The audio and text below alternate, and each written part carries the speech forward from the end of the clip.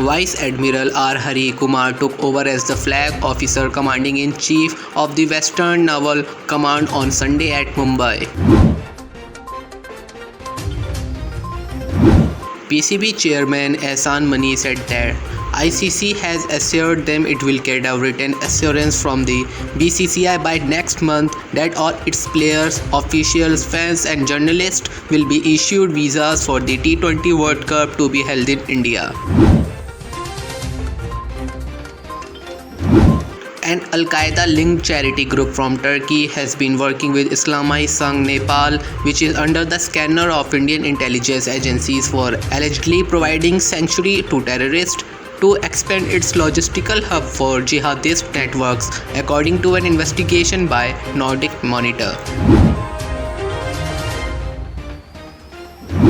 Indian shooters drew a blank in the skeet mixed team competition at the ISSF Shotgun World Cup with the pairs of Parinaz Dhaliwal and Mairaz Ahmad Khan and Jenemat Sekhon and Angad Bajwa finishing 7th and 10th respectively. Maharashtra Forest Minister Sanjay Rathod of Shiv Sena resigned after meeting with Chief Minister Uddhav Thackeray at Varsha Bungalow, CM's official residence.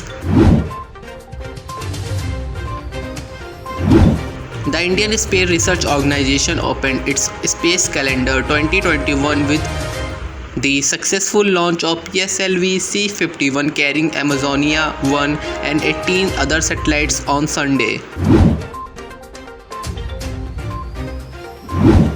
Congress leader Rahul Gandhi on Sunday continued his attack on Prime Minister Narendra Modi and said, "We have defeated a much bigger enemy than this."